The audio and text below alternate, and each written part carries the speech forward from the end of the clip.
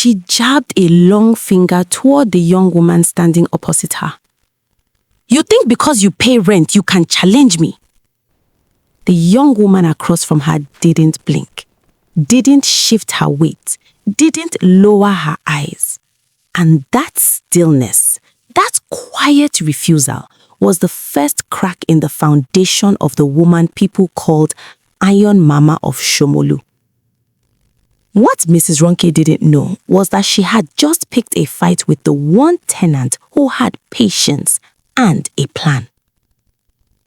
The compound sat on a narrow street off Western Avenue, where downfalls honked from dawn till midnight and the smell of fried akara drifted in the mornings. The paint on the two-story building had faded from cream to a tired grey. Rust crept along the balcony rails. Mrs. Ronke Balogun, 52, had owned the property for just under 9 years. Widowed early, she rebuilt her life brick by brick and guarded her success like a hawk guards its nest. Her flat was upstairs. From her balcony, she had a full view of the courtyard below. She kept plastic chairs arranged strategically so she could sit and observe like a judge in permanent session. 14 tenants lived under her rule. Rules posted on cardboard near the staircase. No visitors after 7:30 p.m. Generators off by 9:30 p.m. sharp. No alterations without written permission. No suspicious activities. She conducted surprise inspections twice a month. In Lagos, where landlords demanded a year and a half upfront and inflation moved faster than traffic, tenants tolerated many things. Fear was cheaper than relocation. Mr. Kule Adeyemi had lived there 8 years. A slim man with graying temples and permanently tired eyes, he drove Bolt full-time. Always polite, always punctual with rent. Until one rainy season changed everything. Floodwater damaged his car engine. Repair costs tripled overnight. Ride-hailing income dropped. For the first time in nearly a decade, he fell behind by 3 weeks. He asked for 2 weeks' grace. Mrs. Ronke gave him 72 hours. On the 4th morning, while most people were heading to work, his belongings were already in the gutter. His eviction happened in under a week. The compound returned to silence within hours. Life in Lagos moves on quickly. Room 9 stayed empty barely 3 weeks. Then, Zara Okon arrived. She was 29, taller than average, deep brown skin, closely cropped natural hair. She dressed simply, loose shirts, jeans, no flashy jewelry. She worked hybrid, part remote software analyst, part consultant for small businesses. Calm voice, observant eyes. She signed a 1-year lease. She noticed things within days. How tenants avoided eye contact with the balcony. How conversations died when footsteps echoed above. How laughter never lasted long. Mrs. Ronke's surveillance style was quieter now. Less shouting, more sudden appearances. Why is your light on past 10? Who is that visitor? Why are you cooking with so much oil? Zara complied at first. She adjusted. She documented. She observed patterns.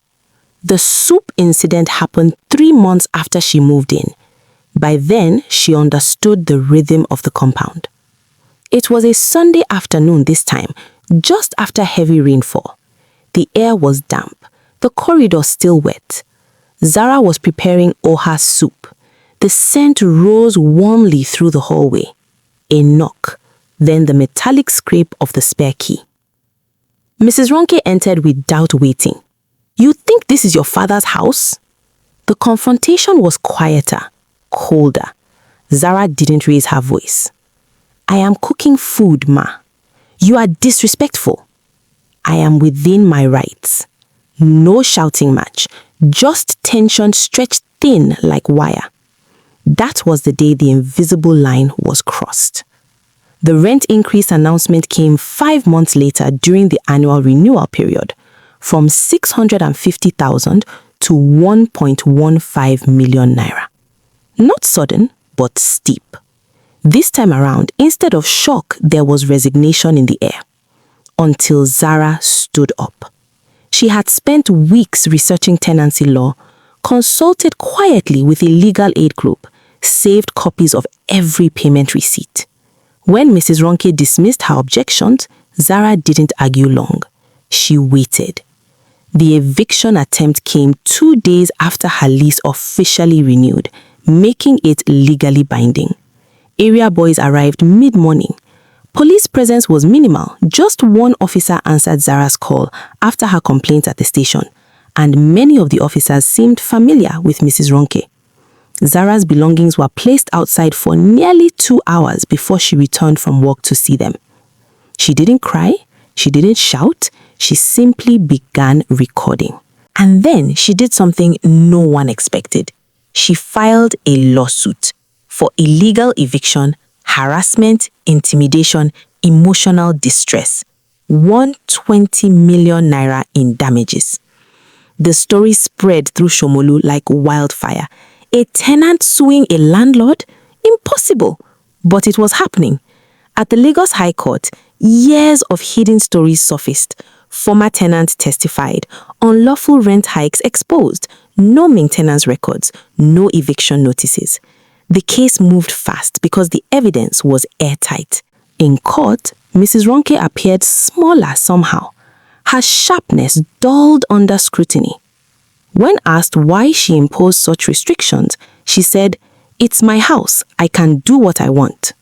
The judge adjusted his glasses. "This is not a monarchy, madam. It is Nigeria, and you have broken the law."